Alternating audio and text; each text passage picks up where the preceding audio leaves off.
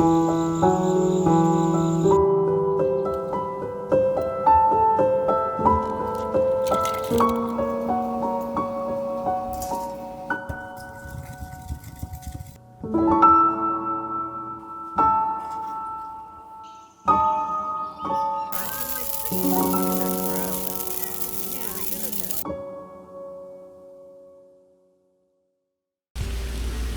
everyone and welcome back to our channel.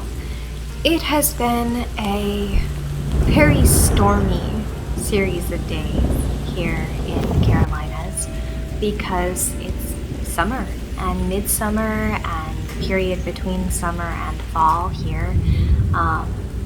Well, it brings with it really damp heat and summer storms.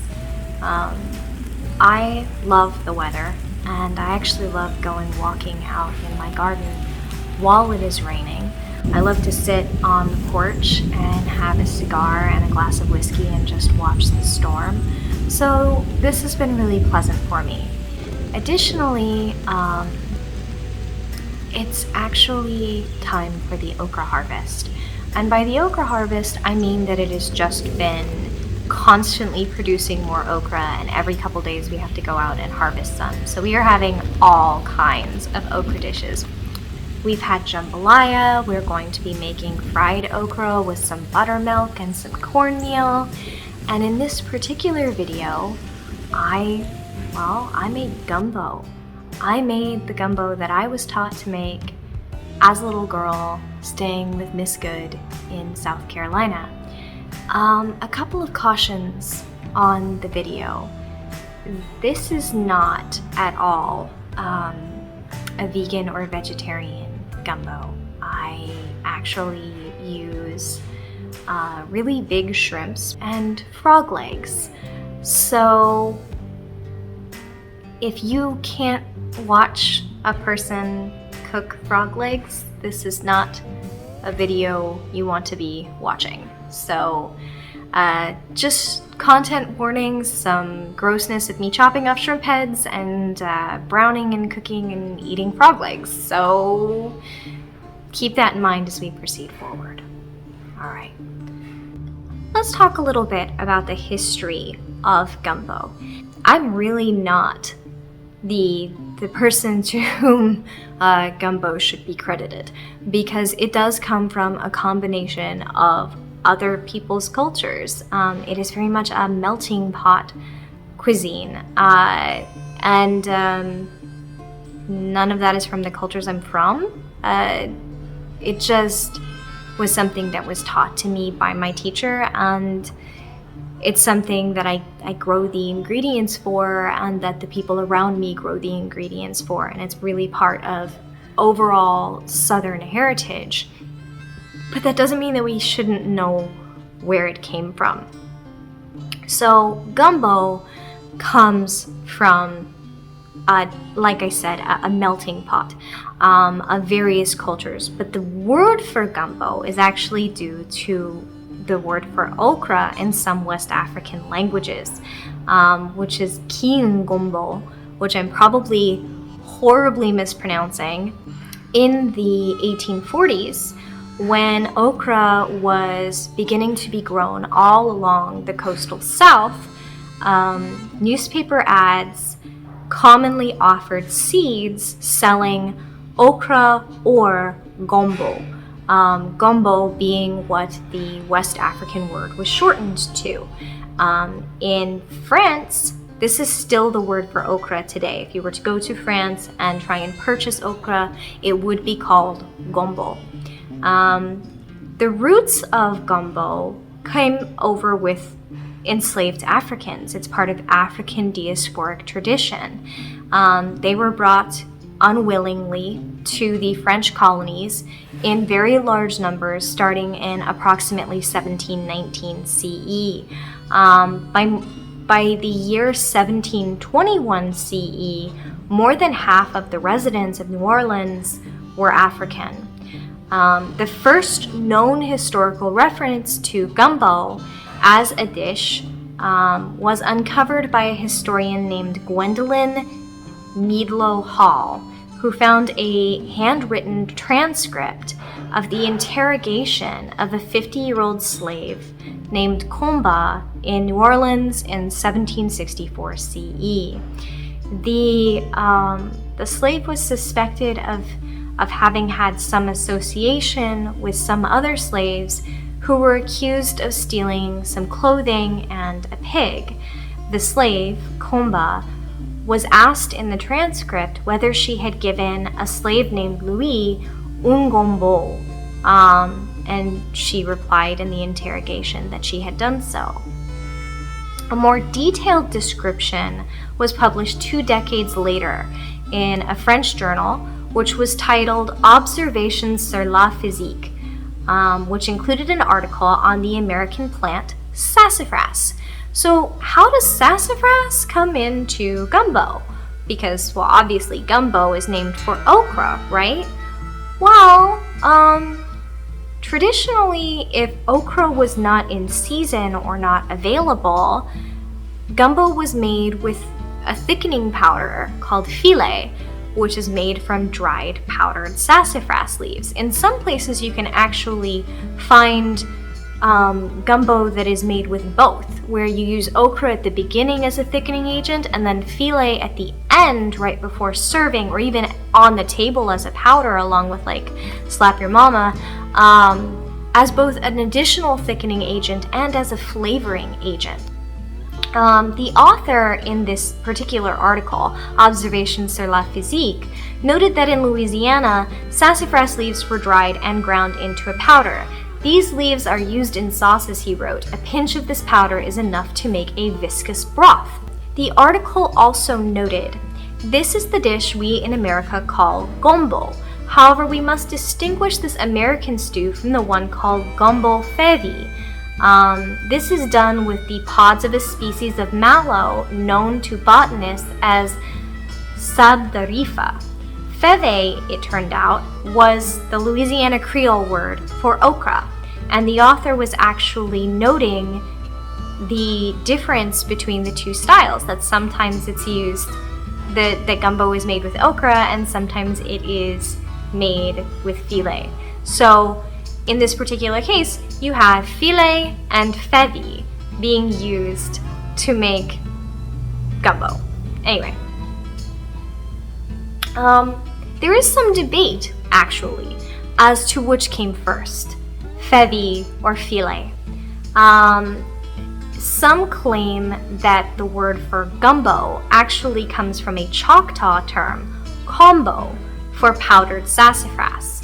Powdered sassafras is absolutely used in Choctaw cuisine, and I think that's actually how it came to be used in gumbo, because gumbo, again, is a blended dish. It combines First Nation, Indigenous, Native American cuisine traditions with the cuisine traditions of enslaved Africans with the cuisine traditions of the European settlers, in particular the French. But there aren't any historical records saying that gumbo comes from the word combo that I could find with a search online, or that any of the articles I read on the history of gumbo had. So by the time that this article says it's made with sassafras leaves and that it is named for that, the enslaved Africans had been in Louisiana making gumbo for over 60 years, and I would think that actually it being an okra-based dish and it being named for the name for okra in their language, I would lay money that that's the history. But of course I might be proven wrong as we uncover more. Other historical references to gumbo include Lafcadio O'Hairn's La Cuisine Creole, published in 1885 CE, which contained recipe for several gumbos made with a variety of ingredients: chicken, ham, bacon, oysters, crab, shrimp, beef, all kinds of things combined together. Some of the recipes in the book contained okra, and others used filé. There's no mention of roux in any of the recipes. However, some of them do call for the addition of flour or browned flour as a thickener. So not, a roux made by combining the two and browning it, but simply the addition of flour or brown flour. Very similar to how in a lot of recipes we add cornstarch now. Another source for historical gumbo recipes is the Creole Cookery Book, published by the Christian Women's Exchange of New Orleans in 1885 CE, which called gumbo an occult science that should be allowed its proper place in the gastronomical world. A New Orleans gumbo, the book maintains, can be made of scraps of cold meat or fowl, a few oysters, crabs, or shrimps, and with a couple of spoonfuls of well-cooked rice, it is a very satisfying and economical dinner. The editors included several recipes for gumbos, one of which uses filé, which is actually spelled F-I-L-L-E-T in the book, and some of the recipes are made with various other greens and herbs, but intriguingly, the book actually doesn't have okra in any of the recipes, even though the book contains 3 recipes for okra soup rather than okra gumbo. Another historical book, the Cajun's Creole Cookbook, published in New Orleans in 1901 CE, included recipes for a variety of gumbos made with chicken, ham, oysters, turkey, wild turkey, squirrel, rabbit, beef, veal, crabs, soft-shell crabs, shrimp, greens, and cabbage. Some of the gumbos in that book are made with okra, and others are made with filé. So, which one is correct, okra, filé, or roux? I have found in my experience living in the South that traditionally Cajun style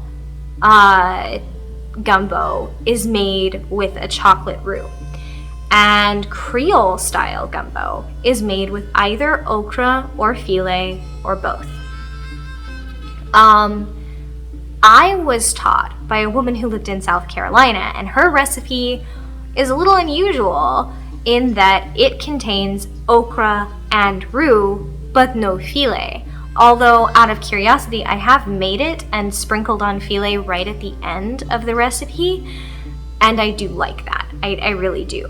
Another difference I have noted living in the South between getting Cajun style and Creole style gumbo at various places is that Cajun style gumbo is almost always either a shellfish gumbo or a seafood gumbo or a game meat gumbo, and that they tend not to combine game meat and fish. Either you're having the fish in the gumbo or you're having the game meat. And this holds true also when it comes to the andouille, which is another ingredient that's very popular in gumbo. But when I've gone to Cajun restaurants or to competitions, I have noticed that if it's a seafood gumbo made by a Cajun cook, it often will not have andouille with the seafood, only with the game meat. However, one thing that everyone does seem to agree about is whether or not gumbo should be served with rice. I will note that whether I'm going to a Cajun or a Creole restaurant, I almost always get rice with my gumbo. However, I have noticed that in Creole restaurants, it's almost always just plain, simple white rice. Whereas in a lot of Cajun restaurants, it's dirty rice, which dirty rice is amazing. I may eventually film a recipe video making it the way I was taught with chicken livers, because I've seen a lot of chefs make dirty rice with just like pork sausage, and that's not what I was taught, but it's still delicious. I will, however, note that in the 1800s, a Frenchman named C.C. Robin wrote that he had been served gumbo with cornmeal mush.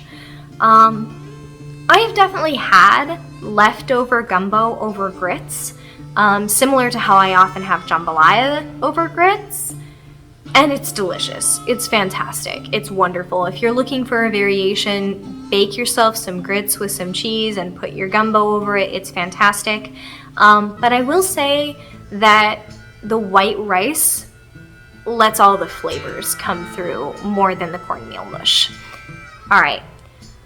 I do want to address another thing that I have seen where people say that the history of gumbo is rooted in bouillabaisse, which is a classic fish stew that comes over from the French.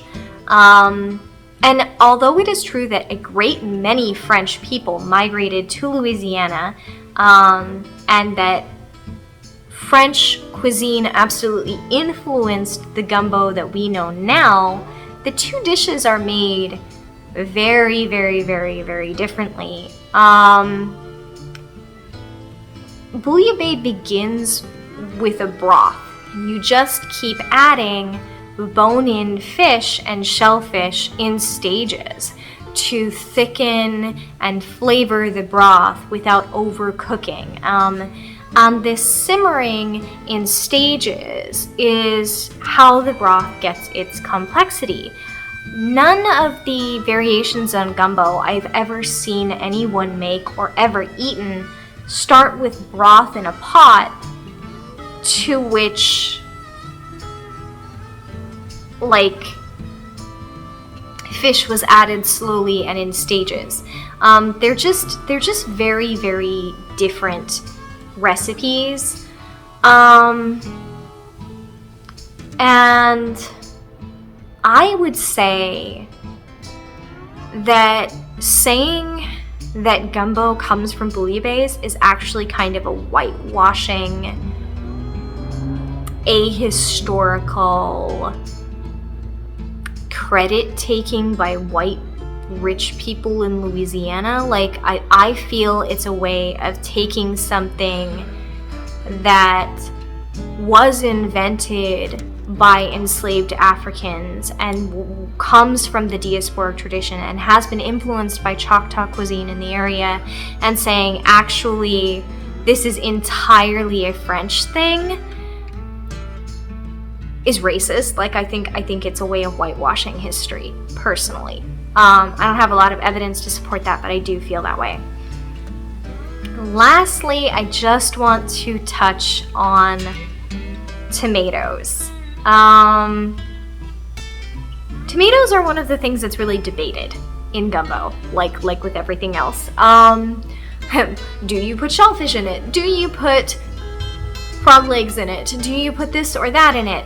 Well, I just want to note that a lot of the 19th century recipes that I reviewed contain okra and tomatoes. That a lot of the traditional Creole recipes call for tomatoes, and I was taught to make it with tomatoes. But again, tomatoes are not part of the Cajun version of gumbo. And there's nothing wrong with that. I love a Cajun gumbo. It's just a variation. Let's see, is there anything else I want to address? Oh yeah, the best gumbo I've ever had in my life was made by Miss Good in her houseboat, and she put gator in it.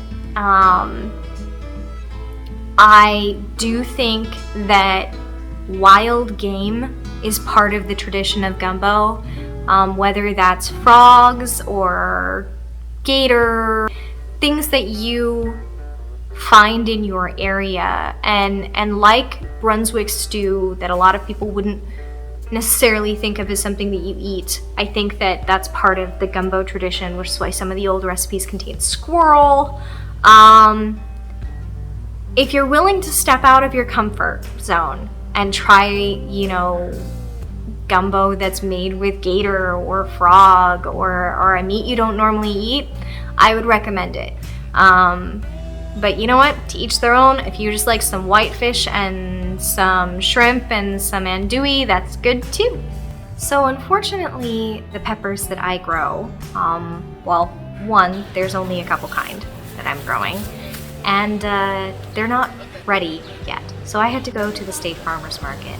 Additionally, my tomatoes aren't ready yet, so I had to get those from the state farmer's market as well. I was able to find just some beautiful heirloom produce, however, and I was really excited about that. Then, of course, it was time to go home and harvest the okra. Unlike some things that we grow, you actually do have to cut okra off. You can't just pull it or snap it off.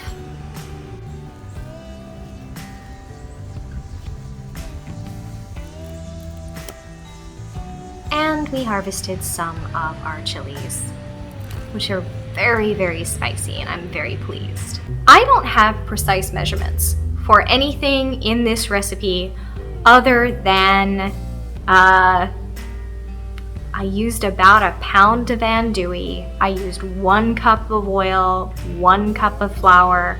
I used 2 of each kind of peppers. I used, 3 or 4 cups of tomatoes. I'll do my best to go back through the recording and see exactly what I added in, but I've literally never measured this recipe other than making sure that I use equal parts flour and oil to make my roux. Sorry.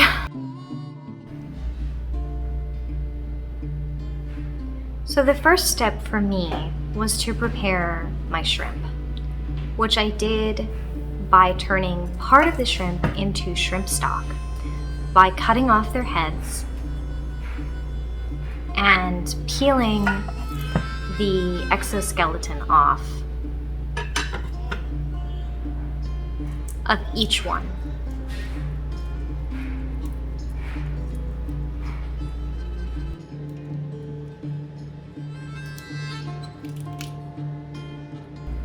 I then set the shrimp aside to be deveined and go in at the very, very last minute. You don't have to make your own shrimp stock or your own chicken stock or whatever you decide to use for your gumbo. You can use store-bought if you prefer. And then for my stock, I smashed up some garlic. I also set aside some of the garlic to be finely minced to go into the gumbo itself. For both the stock and the gumbo, I wound up using an entire head of garlic, but if you don't like yours so garlic heavy, you could go lighter than that. I'd say for a pot of gumbo the size I make, you don't want to go under 6 cloves. Then again, for my stock, I am using 1 small onion. So in goes 1 onion, some smashed up cloves of garlic, bruised so they release their oils, some bay leaves, some of my fresh grown chili peppers, celery, and water to cover. I encourage you to keep the stock somewhat simple. It should not get carrots, as carrots are not part of gumbo. But you know what is, if you are making Creole style gumbo, okra. So I'm chopping my okra into essentially coins and setting those aside to fry them at the beginning of making the gumbo. There are 2 reasons to fry okra at the beginning of making gumbo. 1, it stops it from getting super slimy in the finished gumbo. And 2, the mucilaginous material that comes off the okra will help thicken your gumbo. Some people actually only use okra to thicken their gumbo. This is particularly seen in Creole style, which is what I am making, whereas Cajun style almost always has the roux. I prefer to do what Miss Good taught me and do both, which involves using the okra and a roux to thicken the gumbo.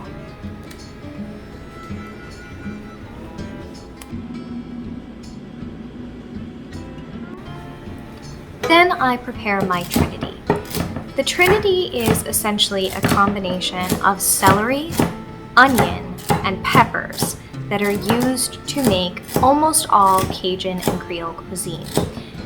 In particular, as I am making Creole style gumbo, I use not only bell pepper, but also other peppers as well. If you were making Cajun style, you would only use bell pepper. All of this gets chopped to roughly the same size so that it all cooks very evenly. And notice that I am keeping my trinity separate from my okra. And this is because the okra is going to be fried at the beginning of the recipe, whereas the trinity goes into the pot after the roux is prepared. So I de-seed and chop up my bell pepper. Here I'm using purple bell pepper. And my other peppers as well. I'm using a variety because I like some sweetness and some heat. You can really use whichever peppers you like, although I will note that gumbo isn't really supposed to be super burny, capsaicin, spicy so much as it is supposed to have just some heat. So I wouldn't go for the spiciest peppers you can lay your hands on. I do like my gumbo a little more on the spicy end, but even then, a lot of the peppers I'm using are a little sweet as well as a little spicy.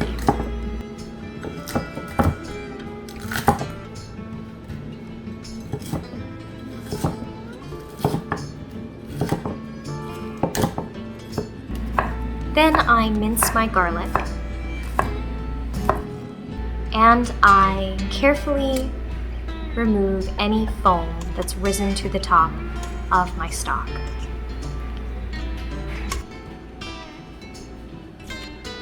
It's time to fry the okra, so I add 1 cup of a neutral oil to the pan, and to this oil, once it is shimmering and hot, I add my okra. I want to pull the okra when it has cooked for approximately 7 to 9 minutes. You'll know that it is done when it has shrunk in size at least by half. This is where gumbo gets a little difficult if you are making a roux. Gumbo calls for something called a chocolate roux, which is where the roux is allowed to cook together until it is the color of a Hershey's milk chocolate bar. This can be done low and slow, constantly stirring equal parts of a neutral, low likelihood of burning oil. So you want to use something like vegetable oil, canola oil, something that has a very high smoke point that isn't likely to burn on you.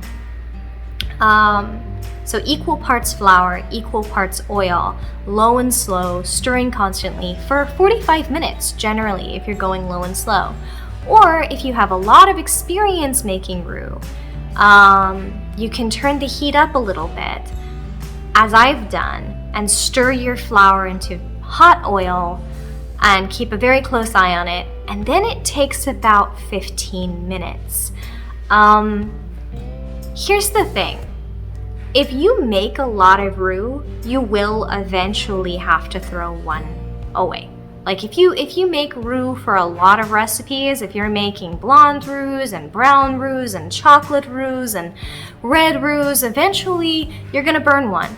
And if you burn it, you do have to discard it and start all over again. There are all kinds of videos you can watch online for how to make a chocolate roux and make sure it turns out correct. You can make them in the oven, you can make them very, very low and slow, very, very carefully. I have learned that the trick is to not be afraid of it, to understand that burning it and having to start over is not a sign that you are a failure as a chef, it is a sign that you are making a roux. And I mostly, knock on wood, don't burn mine anymore. So as you can see in the video, I am adding that flour to very, very hot oil. and I'm bringing it together very quickly over about 15 minutes. You don't have to do that. You make a roux however you feel comfortable, but you're aiming for a chocolate roux for this.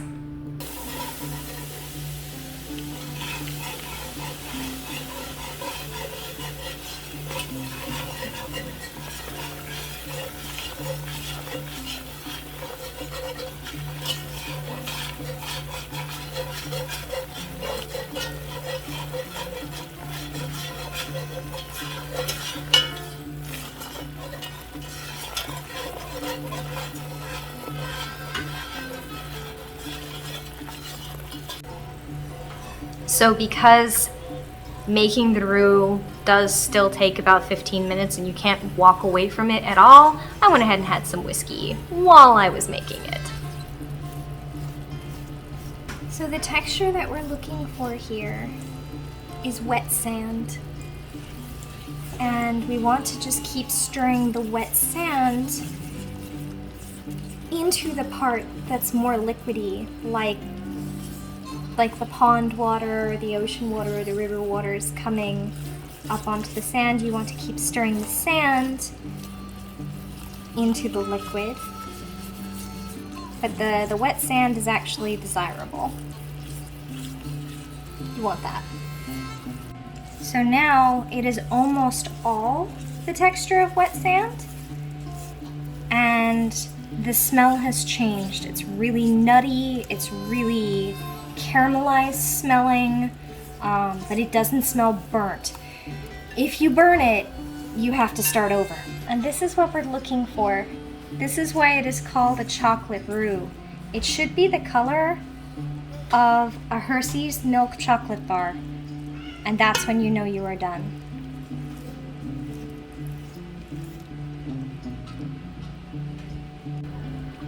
Once the roux is done, I add in my trinity. You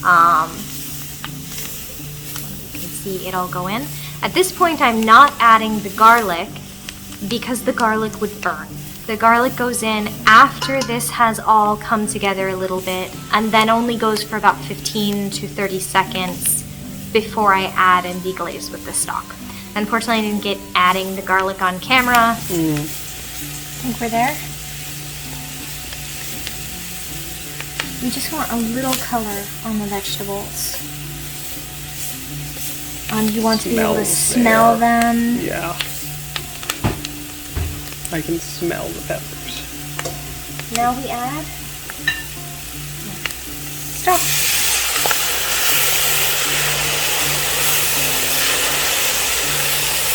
Now Miss Good could add her stock in much larger amounts at a time than I can.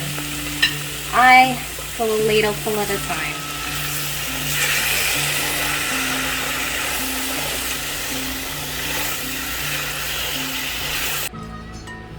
I've been adding the stock a ladleful at a time, stirring thoroughly, using this spatula to get into like the corners of my pan, scraping the bottom. And now I think I am where I can just add the rest of my stock in one go. I'm gonna kind of do a test ladleful. If it stirs in very easily, which it did, then we're good to add the rest.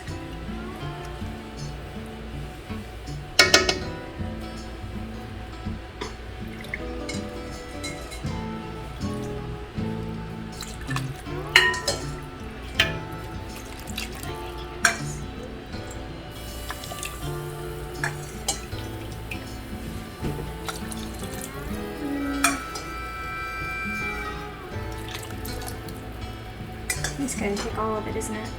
Mm-hmm.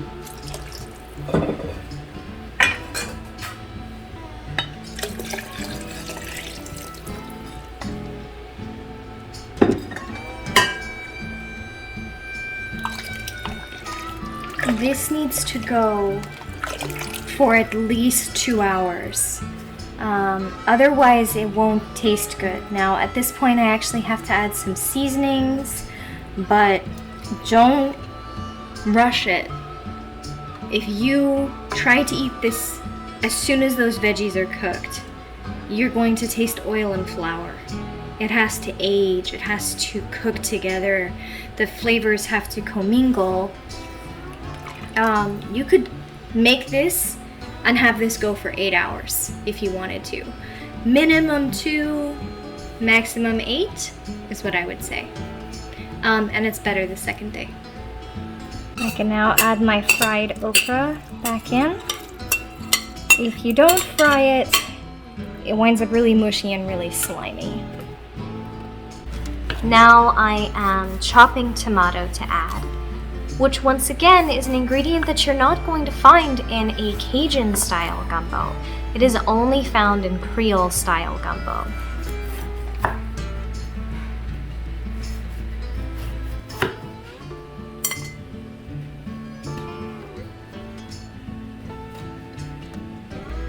And I just want to roughly chop my tomato to the size of the rest of my vegetables.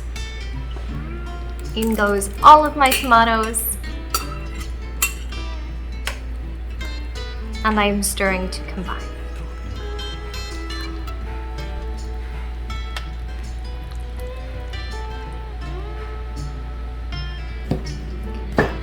Then it is time to brown and add my andouille. Now, traditionally, I'd have actually browned the andouille in advance, right around the same time as I fried my okra. So the first thing that would have happened in the pan was browning the andouille, and setting it aside, then frying up the okra, then making the roux.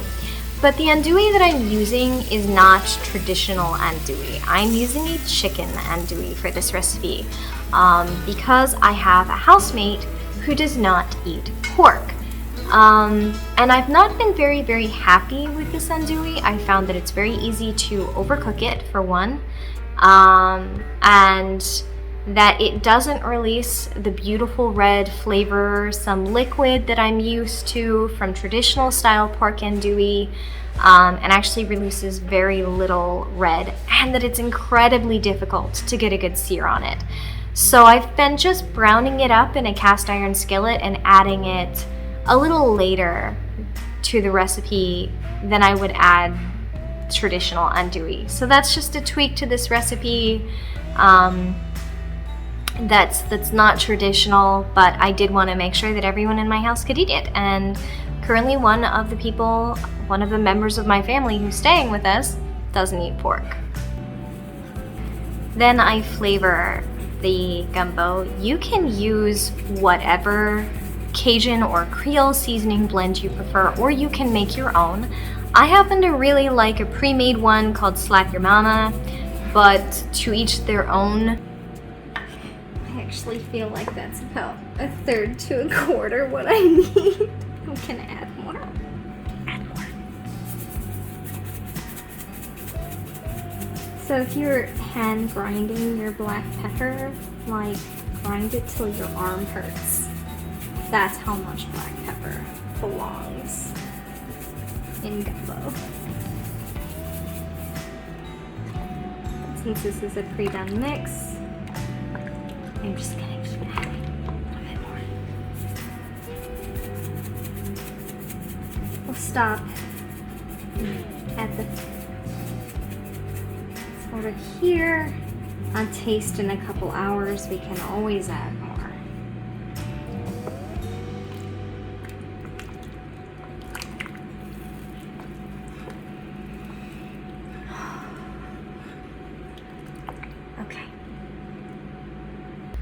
And now it is time, after the gumbo has gone for about 3, maybe 4 hours, to brown my frog legs. First, I blot them completely dry, and then I foam butter in the same cast iron skillet the andouille cooked in, and put them into the very hot skillet, being sure not to overcrowd the pan because I don't want them to steam. I want them to get a little bit of color on them. Frog legs take approximately 15 minutes to cook. So if it takes, 3 or 4 minutes to get them nice and brown on both sides, then you only want them in the pot for, 10 to 11 minutes. Like quail, they're very, very easy to overcook. So keep an eye on them and don't put them in for like a half an hour. I'm seasoning both sides. As you can see, I've got nice color on them.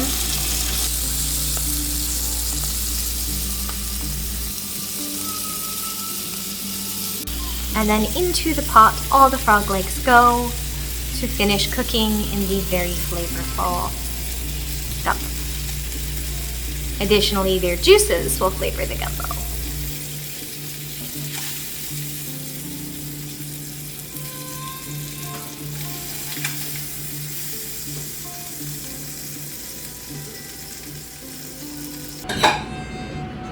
So I'm actually impressed at how much of a red layer we got from the chicken andouille, because I think of it as not being the right andouille, but we actually got a decent brick red oil lip layer going from it. So, props to that brand of chicken andouille. Now I'm adding both smoked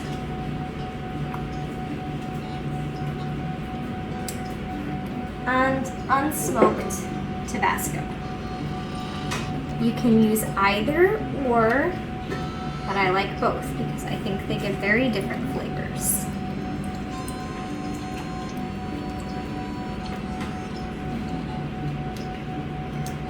Add as much or as little as you'd like, but I recommend adding and then tasting and then adding and then tasting, because you can always add more, but you cannot take it out once it's in there. All right. And the very last 2 minutes of cooking, I add my raw shrimp. They do not take long, and you actually can very easily overcook them.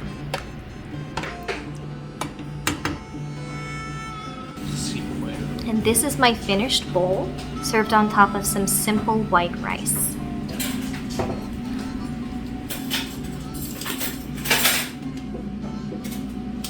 I like to serve it at the table with additional seasoning, like some more Slap Your Mama or some more Tabasco, as you can see in my bowl, so that people can adjust the heat level and make it to their preference.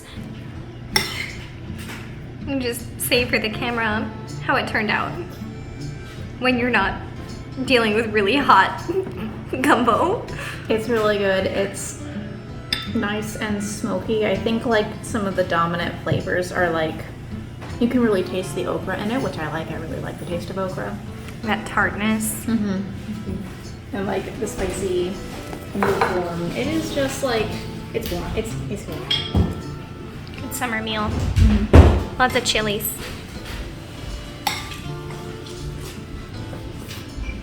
And that's the recipe. Let me know if you make it at home. Let me know what variations you prefer on your gumbo, and let me know how it turned out. Did you succeed in making a chocolate roux? Did you have yours over white rice, or did you try it over cornmeal mush? Did you put okra in it or filé? Let me know. What did you like? What did you dislike? What variations did you put on the recipe? And what will you use in the future? Let me know what recipes you'd be interested in seeing us tackle in this series, and please remember to like and subscribe. Anyway, whatever you're eating during the summer storms in your neck of the woods, I hope it's wonderful. And stay cool out there, everyone. The world seems to just keep getting hotter. Be safe. Bye.